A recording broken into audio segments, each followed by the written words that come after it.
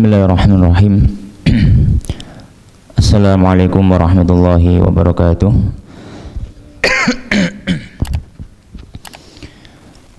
Alhamdulillah. Alhamdulillahilladzi hadana li hadza wa ma kunna linahtadiya laula an hadana Allah. Wa asyhadu an la ilaha illallah wahdahu la syarika lahu wa asyhadu anna Muhammadan abduhu wa rasuluh. Sallallahu alaihi wa ala alihi wa ashabihi ajma'in. Faya ayyuhalladzina amanu taqullaha haqqa tuqatih wa la tamutunna illa wa antum muslimun. Amma ba'd. Ma'asyiral muslimin, jamaah rahimani wa rahimakumullah. Alhamdulillah, pada pagi hari ini Allah Subhanahu wa taala kembali memberikan kita kenikmatan, kesempatan untuk kembali beribadah kepada Allah Subhanahu wa taala, kembali menjalankan puasa Ramadan entah untuk yang kesekian kalinya bagi kita. Dan tentu setiap Ramadan yang kita lalui, setiap Ramadan yang kita jalani, kita selalu memiliki harapan bahwasanya Ramadan ini adalah Ramadan yang terbaik yang bisa kita lakukan untuk beribadah dan juga bertadarruk kepada Allah Subhanahu wa taala.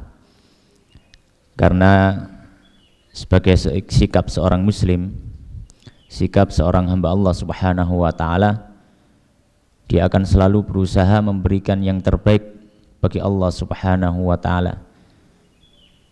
Sebagaimana yang disebutkan dalam satu hadis bahwasanya Nabi sallallahu alaihi wasallam menyampaikan bahwasanya Allah Subhanahu wa taala menyukai apabila seorang hamba itu mengamalkan satu amal, mengerjakan satu pekerjaan, beribadah dengan satu ibadah, dia benar-benar membuatnya mutqin, membuatnya sempurna. Jadi itu yang diusahakan bagi seorang muslim dalam beribadah kepada Allah Subhanahu wa taala.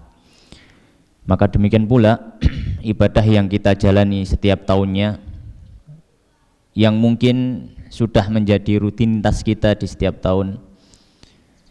Setiap tahun sejak kita dilahirkan di dunia ini hingga hari ini, kita akan memasuki satu bulan yang dimuliakan Allah Subhanahu wa taala, yaitu bulan Ramadan.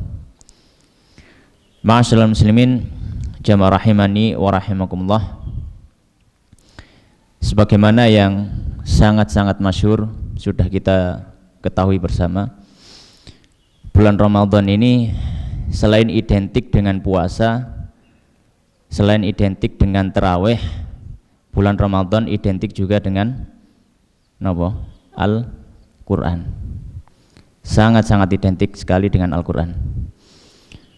Oleh karenanya Allah Subhanahu wa ta'ala dalam Al-Quran menyampaikan syahrul Ramadan alladzi unzila fihil Quran.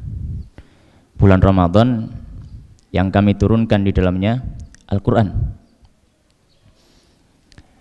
Ibnu Abbas rahimahullah ta'ala radhiyallahu ta'ala anhu, sahabat yang mulia, yang disampaikan oleh Nabi disampaikan oleh para ulama sebagai bahrul ummah, lautan ilmu dari umat ini, juga sudah terkenal di kalangan para sahabat. Beliau termasuk pakar tafsir dari para sahabat.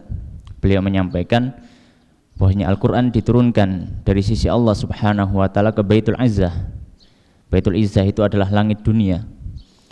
Itu di bulan Ramadan sekali turun. Kemudian dari langit dunia dibawa oleh malaikat Jibril alaihissalam, disampaikan kepada Rasulullah SAW selama 23 tahun. Nah, karenanya di dalam Al-Quran disebutkan syahrul Ramadan alladzi unzila fihil Quran. Al-Quran diturunkan secara keseluruhan pada bulan Ramadan. Maka termasuk hal yang pas sekali kalau sekiranya selama bulan Ramadan ini kita memiliki fokus yang lebih kepada Al-Quran. Kalau mungkin di selain bulan Ramadan, ya ada wirid kita untuk membaca Al-Quran. Nah, ketika bulan Ramadan maka lebih ditambahi lagi wiridnya. Kalau misalkan di luar bulan Ramadan mungkin kita bacanya sehari mungkin cuma setengah juz, atau sehari mungkin cuma 5 lembar, maka ketika di bulan Ramadan ditambahi. Begitu pula termasuk hal yang baik ketika di bulan Ramadan adalah kita mentadabburi apa yang ada di dalam Al-Quran. Karena di antara tujuan diturunkannya Al-Quran bukan hanya untuk dibaca, namun di samping itu juga diharapkan setiap muslim bisa mentadabburi apa yang ada di dalam Al-Quran. Dan sebagaimana yang disebutkan oleh para pakar, kalau kita melihat memang di dalam Al-Quran itu hampir sepertiga yang ada di dalam Al-Quran itu isinya cerita. Bahkan ada nama-nama surat yang diambil dari cerita yang ada dalam surat itu. Misalkan yang paling mudah adalah surat Al-Baqarah. Al-Baqarah artinya apa? Sapi. Kenapa dinamakan sapi? Karena surat Al-Baqarah ada cerita sapi. Surat Yusuf dari awal sampai akhir kisahnya Nabi Yusuf. Surat Ibrahim di dalamnya ada kisahnya Nabi Ibrahim. Ya, surat Maryam di dalamnya ada kisahnya Bunda Maryam alaihissalam. Ya, dan juga surat-surat yang lainnya. Surat-surat yang lainnya juga demikian. Ya, oleh karenanya disebutkan bahwasanya sepertiga dari Al-Quran itu isinya cerita. Karena memang cerita itu salah satu metode untuk mengajarkan dan berdakwah. Cerita itu salah satu metode untuk mengajarkan dan berdakwah. Mungkin kalau orang ketika pengajian diajak ngaji kitab, nggak semua orang akan mampu mengikuti. Atau ketika pengajian yang disampaikan adalah tafsir hadis, mungkin tidak semua orang bisa mengikuti dengan baik. Ya. Tapi kalau diceritani dari yang kecil sampai dewasa, insya Allah semua akan suka mendengarkan.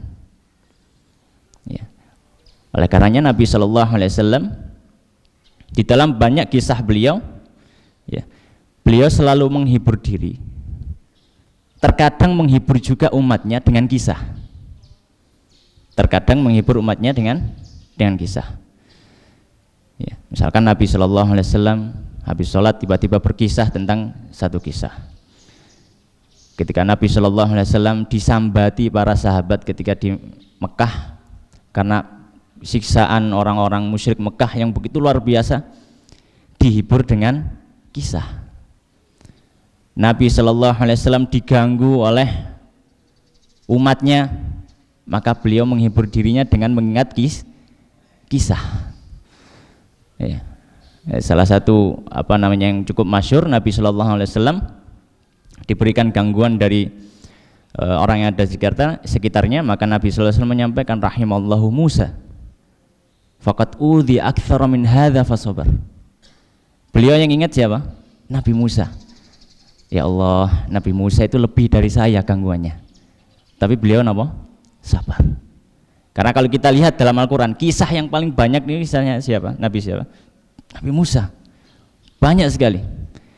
Nabi Musa dan juga bandelnya Bani Israel. Nabi Musa dihadapkan dengan kebandelan yang luar biasa dari Bani Israel. Maka insya Allah pada kesempatan pagi hari ini kita akan menceritakan satu kisah. Nih, mungkin ini namanya jarang disebutkan dalam Al-Quran, cuma jarang. Salah satu nabi dari Nabi Bani Israel yaitu Nabi Uzair alaihissalam. Nabi Uzair, ya. Nabi Uzair itu kalau dalam Al-Quran disebutkan orang-orang Yahudi mendaku bahwasanya Uzair ini anak Allah. Wa qalatil yahudu Uzairun ibnullah wa qalatin nasara al-masihu ibnullah.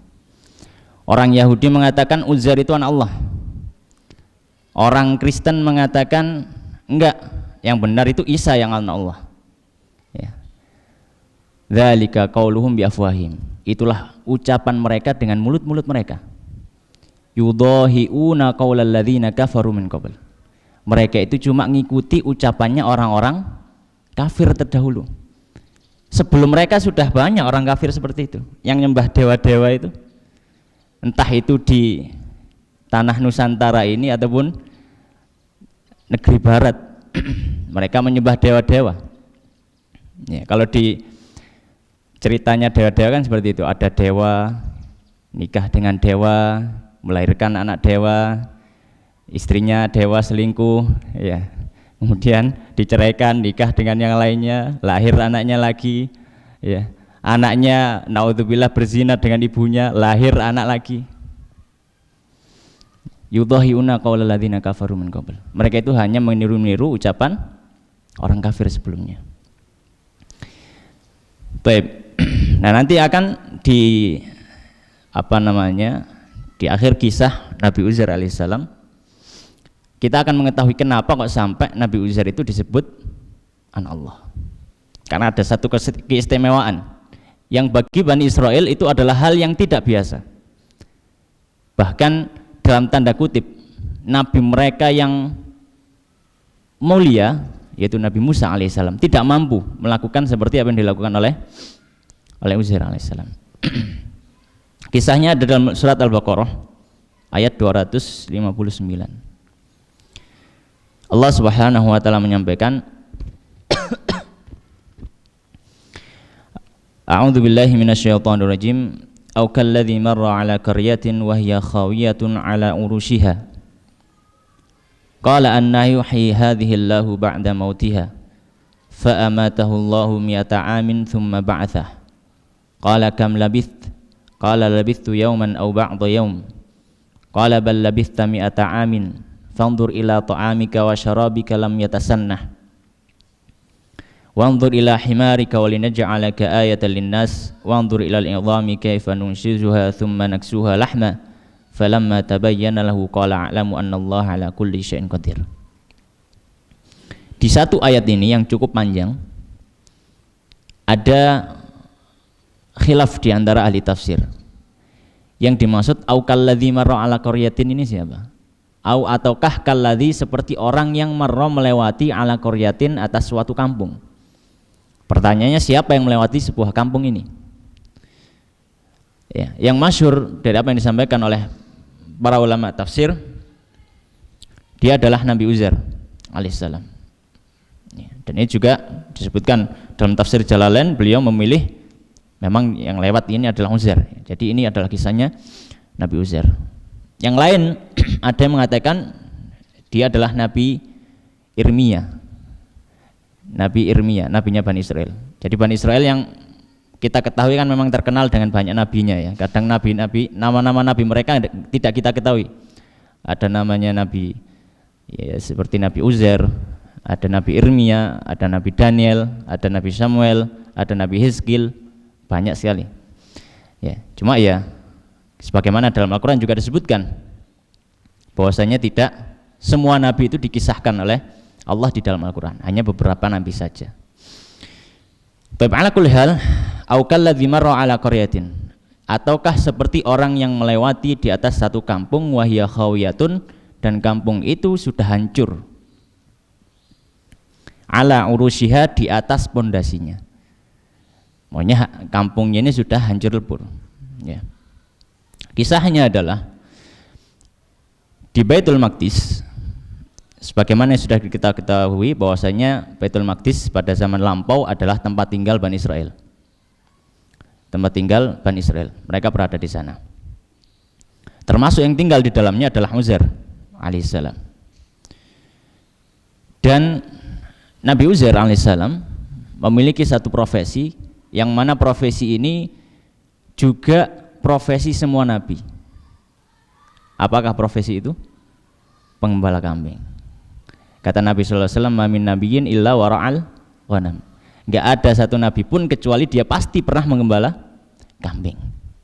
Ya. Maka Nabi Uzair alaihissalam beliau juga pengembala kambing. Beliau juga pengembala kambing.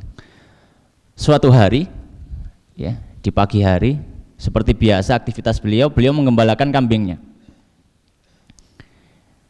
Biasanya beliau mengembalakan di luar kota Baitul Maqdis, ya, Jadi beliau pergi ke pinggiran kota mencari daerah yang masih banyak rumputnya, masih hijau, ya, untuk mendapatkan makanan bagi hewan-hewannya. Seperti biasa beliau membawa ternaknya, kambingnya ke pinggiran kota Baitul Maqdis, ya, ke pinggiran kota Baitul Maqdis, dan beliau akhirnya sampai di satu kampung, bekas kampung, bukan kampung ya, bekas kampung. Jadi di pinggiran kota Baitul Maqdis ada kampung-kampung gitu, seperti itu. Nah, salah satu kampungnya itu yang akan ditempati untuk gembalanya Nabi Uzair. Maka beliau pun menggembalakan kambingnya di situ. Ya, kampungnya hancur. Ya, kampungnya hancur karena peperangan yang pernah terjadi, ya, diserang oleh Nebukadnezar kalau dalam sejarah. Sudah hancur lebur, tinggal puing-puing dan tentu ditumbuhi oleh rumput. Nabi Uzair membiarkan kambingnya, ya, memakan rumput yang ada di situ. Kemudian beliau sambil menunggunya di bawah pohon, dan himarnya atau keledainya itu diikat di dekat beliau, ya, diikat di dekat beliau. Kemudian beliau duduk di sebuah pohon yang cukup rindang sambil melihat ke kampung yang hancur tadi, sambil melihat ke kampung yang hancur tadi. Ketika sambil melihat, ya, ketika itu waktunya masih waktu pagi, ya, sekitar waktu duha, ya, mungkin sekitar jam 9-an gitu mungkin. Beliau pun mengeluarkan bekal-bekalnya. Beliau membawa buah tin, kemudian juga beliau membawa minuman, ya, dari perasan anggur. Ketika beliau hendak meminum minumannya, ya, sambil menikmati udara, suasana gitu ya, nyantai gitu ya, sambil memegang segelas minuman dari perasan anggur, beliau mengatakan, qala anna yuhyi hadhillahu ba'da mautiha. Beliau berceletuk, ya, sambil mau minum, gelasnya di tangan, beliau melihat ke arah bangunan yang hancur lebur tadi. Anna yuhyi hadhillah ba'da mautiha. Bagaimana caranya Allah bisa menghidupkan sebuah negeri yang sudah hancur seperti ini? Beliau berceletuk seperti itu. Ya kan, itu sudah hancur lebur, benar-benar hancur lebur. Sudah tinggal puing-puing bangunannya saja, ya, dan itu pun sudah ditumbuhi rumput macam-macam, ya, sampai bisa digunakan untuk menggembala kan. Maka beliau berceletuk seperti itu, anna yuhyi hadhillahu ba'da mautiha. Bagaimana caranya Allah menghidupkan sebuah daerah yang sudah hancur seperti ini, gimana caranya? Dan ini ungkapan, bukan ungkapan syak, keraguan terhadap kekuasaan Allah, tidak, ya. Ini adalah ungkapan merasa ingin tahu caranya, bukan masalah ragu atau yakin, bukan.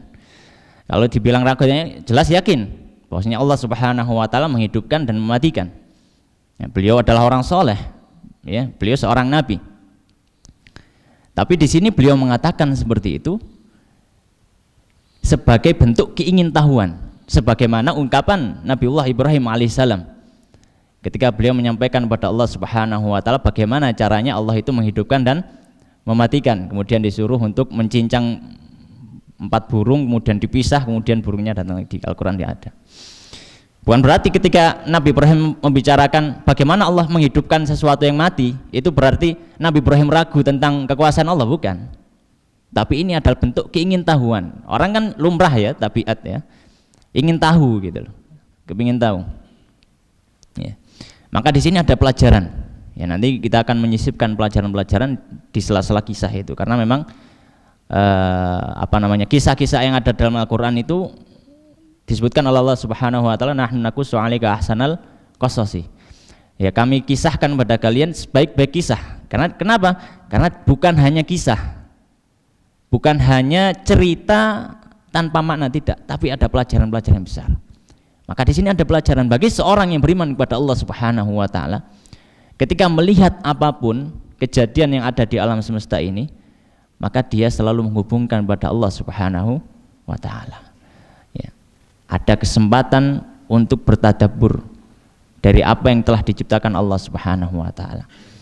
Maka sebagaimana yang dilakukan Nabi Uzair alaihissalam, beliau hanya melihat sebuah kampung yang sudah hancur, tapi beliau bisa mengambil sebuah pelajaran, ya, sebuah pelajaran bagaimana sebuah kampung yang secara akal manusia sudah ini nggak bisa dihidupkan kembali.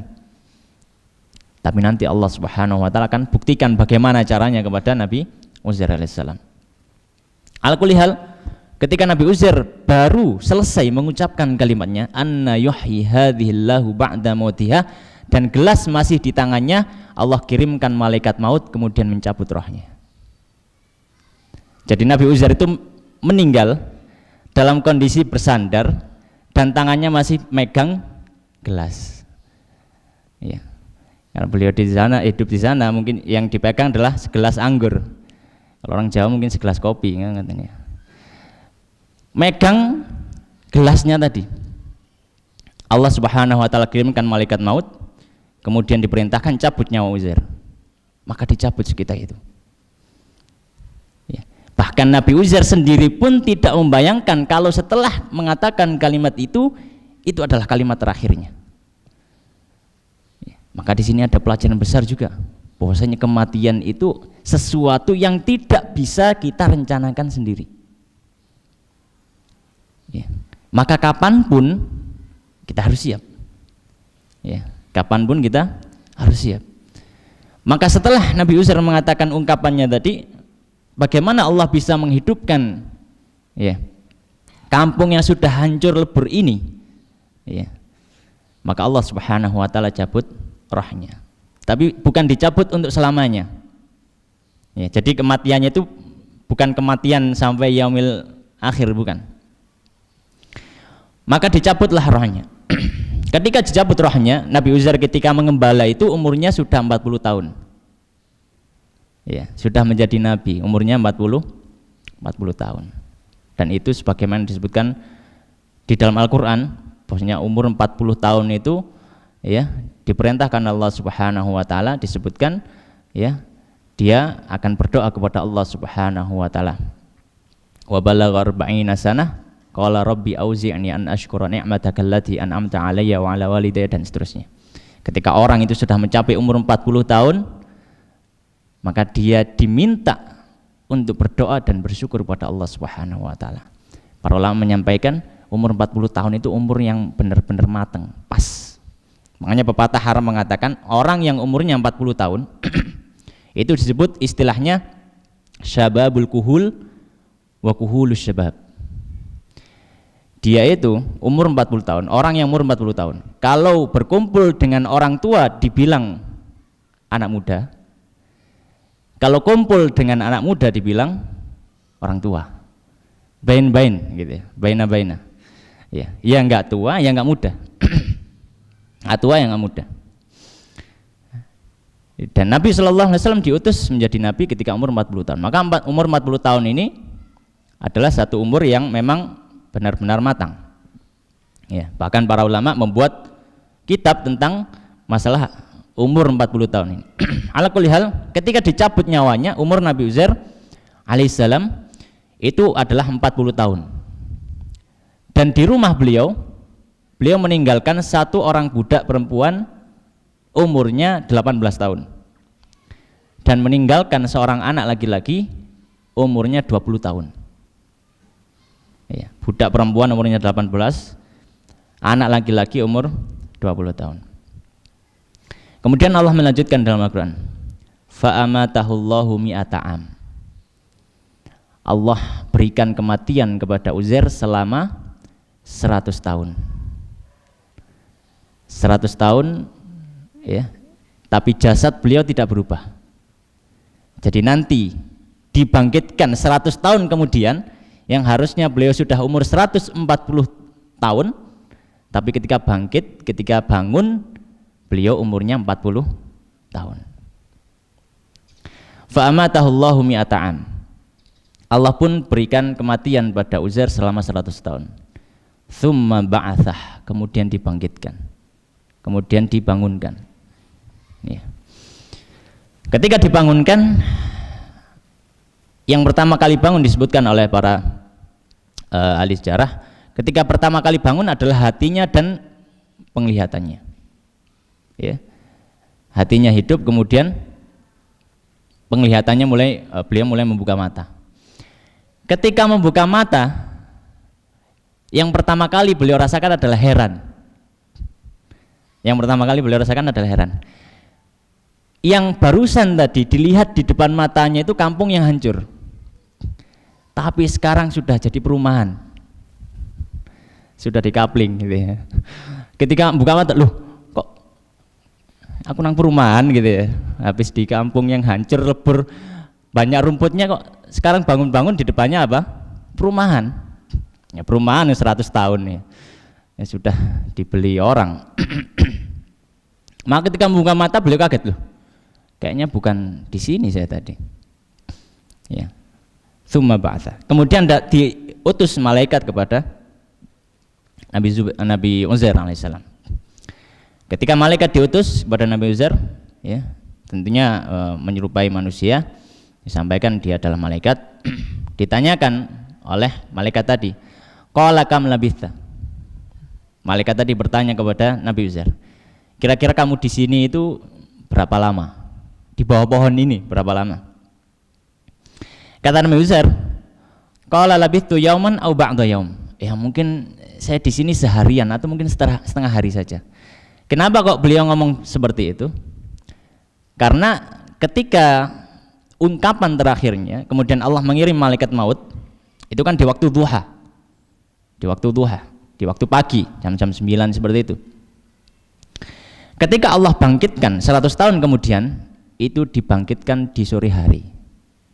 Jadi yang dirasakan Nabi Uzair itu tidur pagi, bangun sore. Bangun sore. Ya. Kalau dalam bahasa Arab, siang itu bahasa Arabnya yaum, malam lail. Ya. Yaumun itu siang. Ya. Bahasa lainnya adalah naharun. Ya, tapi kalau biasanya disebutkan yaumun walailah berarti siang dan malam. Ya, maka kata Nabi Uzair, qala labithtu yauman. Saya tinggalnya mungkin seharian, satu siang. Au ba'da yaum, atau mungkin setengah siang. Maka kata malaikat tadi, qala bal labithta mi'ata am. Oh, salah, kamu bukan cuma setengah hari saja di sini. Kamu di sini itu sudah 100 tahun. Tentu kaget ya. Nabi Uzair tentu kaget. Ya, bisa kita bayangkan ketika kita enak-enak tidur, kemudian kita bangun, ada orang yang mengatakan kepada kita, Mas sampean wis 100 tahun turun nang gini, gitu kan mengagetkan sekali gitu. Kemudian kata malaikat tadi, qala bal labitha mi'ata amin fanzur ila ta'amika. Sekarang lihat ke makananmu, wa syarabika, dan minumanmu, lam yatasannah.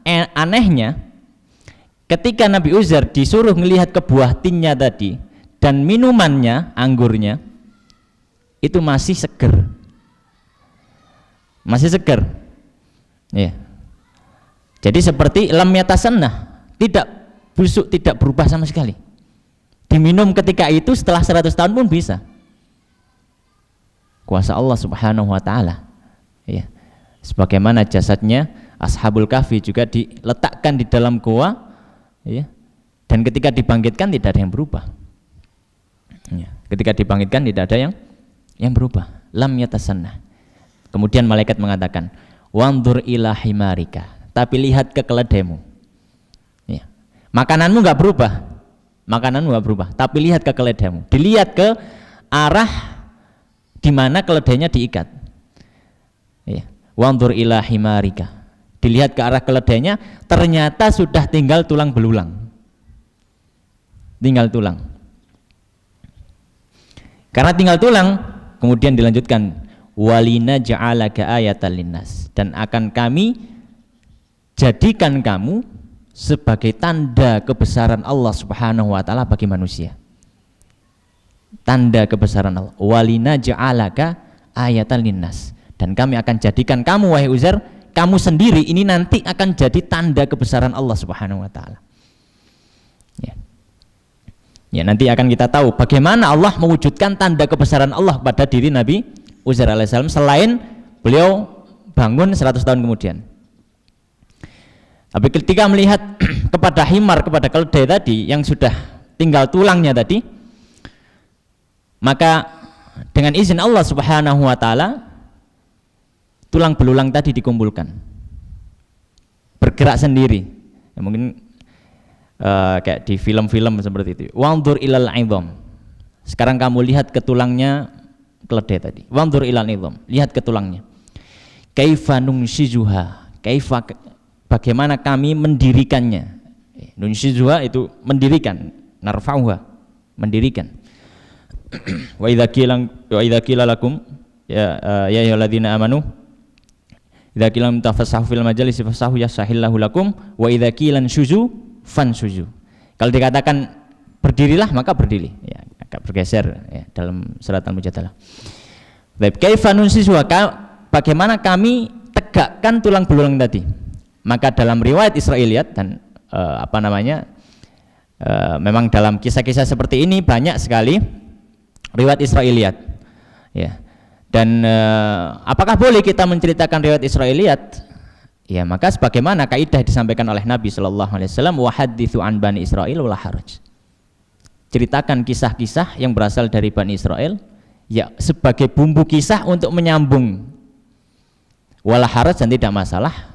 Dan Ibnu Katsir dalam tafsir beliau menyampaikan kalau riwayat dari Bani Israil tidak bertentangan dengan syariat, hanya sebagai bumbu kisah untuk menyambungkan kisah, maka nggak masalah karena tidak bertentangan dengan syariat. Berbeda halnya kalau dia bertentangan dengan syariat, maka tidak boleh dikisahkan dari kisah-kisah Bani Israel. Dalam riwayat Bani Israel disebutkan tulang belulang tadi tiba-tiba tertiup angin, kemudian angin tadi berputar di sekitar tulangnya dan tulangnya berdiri. Tulangnya berdiri membentuk kerangka keledai. Ya, tulangnya disatukan kemudian membentuk kerangka keledai sambil ada angin yang berputar. Ya, mungkin itu yang menginspirasi film-film sekarang ya. Kemudian tsumma naksuha lahma. Ketika tulangnya sudah berdiri kokoh membentuk kerangka himar, kemudian kerangka tadi ditutupi dengan daging. Dipasang urat-uratnya. Ya, tiba-tiba muncul dagingnya ya bersatu kembali. Kemudian ditutupi dengan kulit. Tsumma naksuha lahma, kemudian kami tutupi dengan daging. Kemudian setelah itu anginnya hilang, berdiri tegak keledai yang utuh, tapi masih belum ada rohnya. Dan dalam riwayat Israel disebutkan juga, maka malaikat pun meniupkan rohnya ke hidung himar tadi, dan ketika rohnya sudah masuk ke dalam tubuh himar, maka himarnya langsung melihat ke langit sambil bersuara. Dikira sudah kiamat, dibangkitkan dari kiamat, maka mendongak ke atas kemudian sambil bersuara. Entah bagaimana suara himar ya, kita nggak pernah tahu. Mengangkat suaranya, mengangkat kepalanya dan bersuara. Maka di situ di hadapan Nabi Uzair alaihissalam ditunjukkan kebesaran Allah Subhanahu wa taala. Betapa mudahnya Allah Subhanahu wa taala mengatur alam semesta ini. Bagaimana Allah Subhanahu wa taala dengan mudahnya menghidupkan dan mematikan. Bagaimana tadi yang sebelumnya adalah sebuah bangunan, sebuah kampung yang sudah hancur lebur, Allah hidupkan kembali. Ya, Allah hidupkan kembali. Ya, dan itu sangat mudah bagi Allah Subhanahu wa taala. Mungkin Masjid Imam Syafi'i ini dulu adalah sawah kan ya. Kemudian Allah begitu mudahnya ternyata sekarang sudah jadi perumahan komplek. Ya. Baik. Kemudian sebelum melanjutkan di akhir kisah tadi, di akhir ayat melanjutkan ke kisahnya Nabi Uzair ya, dalam riwayat disebutkan, maka Nabi Uzair ketika itu pun balik ke rumah. Ya kan bingung. Ya, ketika dilihat ini kok sudah banyak yang beda, namanya sudah 100 tahun. Maka beliau pun pulang ke rumah. Ketika sampai di rumah, beliau mengetok pintunya, ya. Dan alhamdulillah rumahnya masih ada. Rumahnya masih ada, ya meskipun ada yang berubah ya. Tapi masih ingat tempat rumah beliau. Dan rumahnya masih ada. Ketika diketok, yang keluar adalah seorang nenek yang sangat tua. Ya, seorang nenek yang sangat tua yang sudah tidak bisa melihat, buta, ya sudah jalannya sudah sulit. Kemudian ketika dibukakan pintu tadi, maka Uzair kaget, loh, siapa Anda? Saya ketika pergi nggak meninggalkan di rumah seorang nenek kan gitu. Maka ketika dibuka ya yang ada dalam rumah juga kaget, loh, siapa Anda kok tanya gitu. Saya yang ada di rumah sini gitu. Maka kata Nabi Uzair, saya Uzair. Makin nggak percaya, tidak mungkin Anda Uzair. Uzair itu sudah hilang 100 tahun yang lalu. Sudah nggak ada yang bisa menemukan Uzair. Ya. Dan ternyata wanita tua itu adalah budaknya tadi. Jadi umurnya ketika 118 tahun. Ya, 118 tahun. Dan Uzair masih umur 40 tahun. Maka ketika dikisahkan dari awal, saya Uzair, saya itu berangkat dari rumah bawa kambing-kambing seperti biasa, kemudian saya diceritakan dari awal sampai akhir, sampai ceritanya beliau tidur selama 100 tahun. Maka budaknya tetap nggak percaya karena sulit sekali, dan ditambah lagi beliau tidak bisa melihat. Kalau bisa melihat, maka beliau tahu ya ini Nabi Uzair. Maka kata budak tadi, jika kamu benar Uzair, maka Uzair itu kalau berdoa pasti dikabulkan. Ya, jadi Nabi Uzair alaihissalam, ya, itu ketika berdoa kepada Allah Subhanahu wa taala, doanya pasti akan dikabulkan. Maka berdoalah kepada Allah Subhanahu wa taala untuk mengembalikan penglihatan saya, supaya saya bisa melihat. Ya, supaya saya bisa memastikan ini Uzair atau tidak. Maka Nabi Uzair pun berdoa kepada Allah Subhanahu wa taala dan dikembalikan penglihatan si wanita tua tadi. Maka ketika melihat, dia mengetahui, ya ini benar Tuhan saya, ini Uzair. Maka di situ beliau menangis, ya. Wanita tua tadi menangis di hadapan Nabi Uzair alaihissalam. Setelah bertemu dengan dengan budaknya tadi, maka budaknya ngajak Nabi Uzair, ayo sekarang kamu harus bertemu seorang, gitu. Maka diajaklah ke tengah kota, di tengah kampung itu, di balai desanya gitu ya, di pendoponya lah. Di situ ada orang-orang sepuh semua yang seperti pembesarnya gitu. Ada orang sepuh duduk di pendopo itu tadi seperti kayak rapat atau apa. Dan seperti ada satu sosok pemimpin laki-laki yang sudah sangat sepuh sekali. Ya, sebagai tetuanya seperti itu, seolah seperti itu. Karena duduknya agak minggir sedikit, terlihat lah ya, duduknya sebagai seorang ketua. Maka ketika itu si budak tadi membawa kepada ketuanya tadi, tetua kampung tadi. Kemudian dikatakan, ya Tuan, niki lho bapak jenengan. Maka orang yang sangat sepuh dihadapkan dengan orang yang umurnya 40 tahun, kemudian dikatakan, oh orang yang umur 40 tahun ini bapak Anda. Itu kan menjadi hal yang, loh, bapakku mosok cek nom gitu ya. Aku 100-an tahun nih bapaknya cek 40 tahun gitu. Makanya nggak percaya, nggak mungkin bapak saya ini. Masa bapak saya umurnya masih segini. Bapak saya harusnya lebih tua dari saya. Wong saya saja sudah 120 tahun gitu.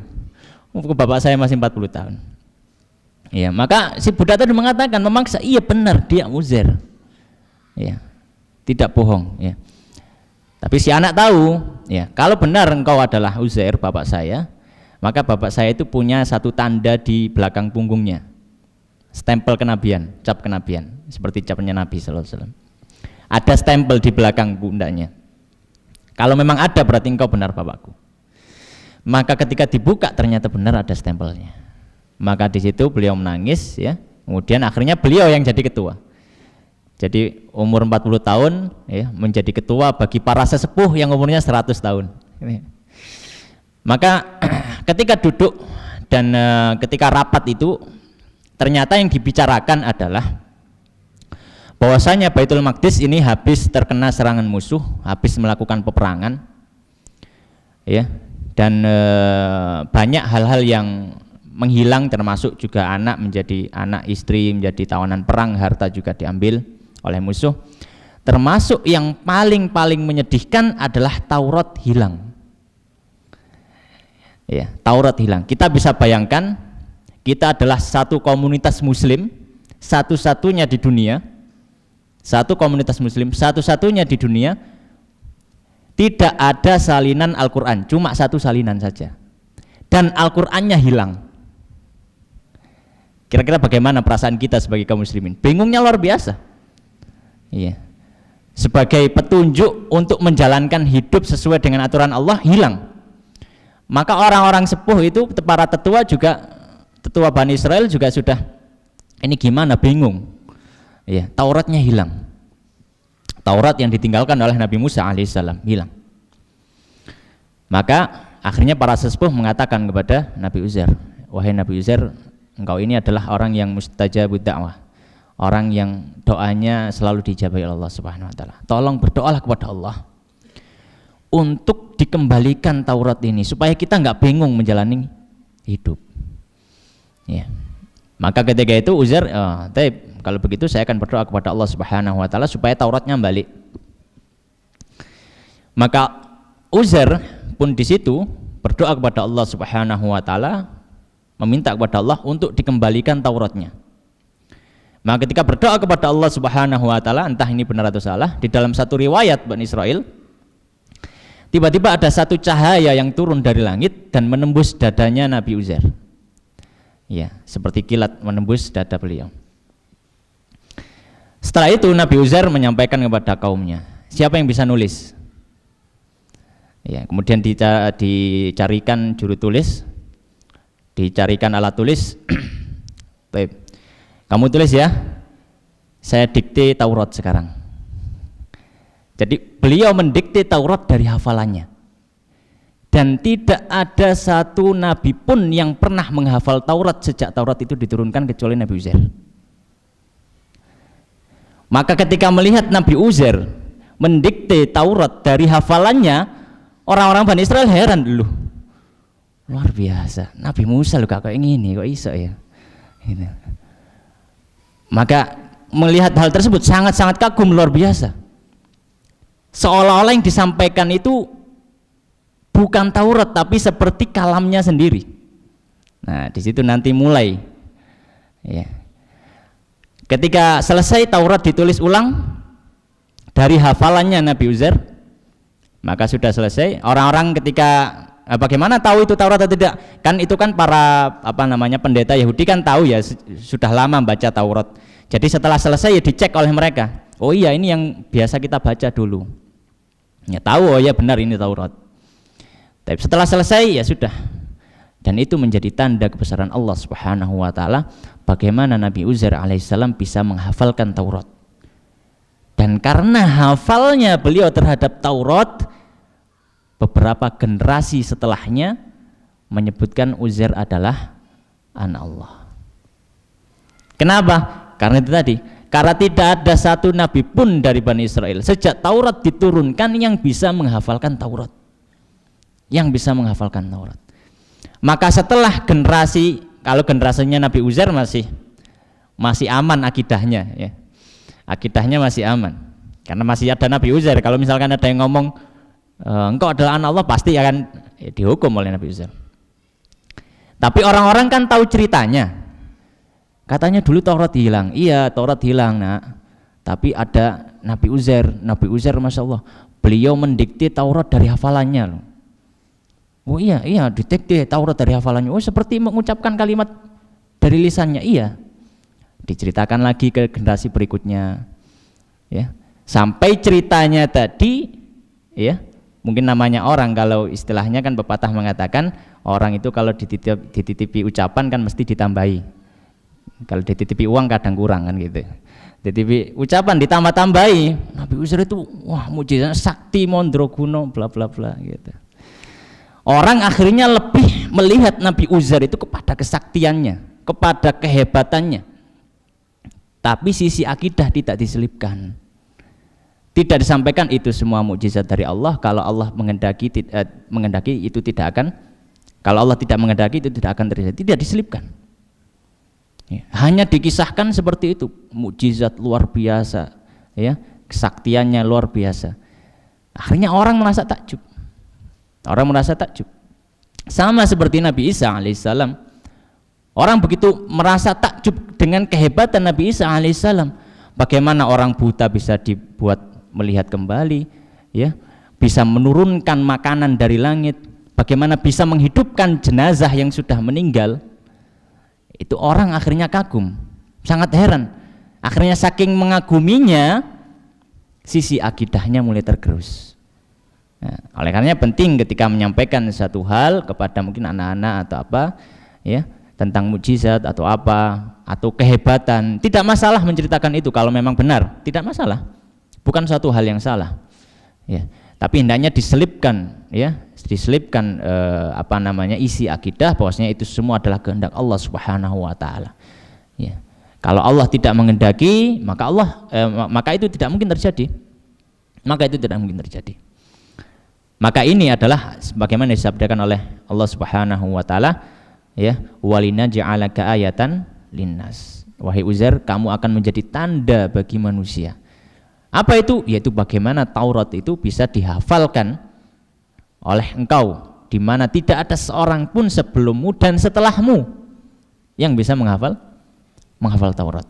Ya, bahkan di kisah orang-orang Yahudi, ya, di zaman Nabi Shallallahu Alaihi Wasallam itu juga tidak ada yang menghafal Taurat. Ya, tidak ada yang bisa menghafal Taurat. Mereka kalau mau dalil bawa Taurat, ya, mau dalil bawa Taurat. Ya, nggak bisa berdalil tanpa ada Taurat, nggak bisa. Ya,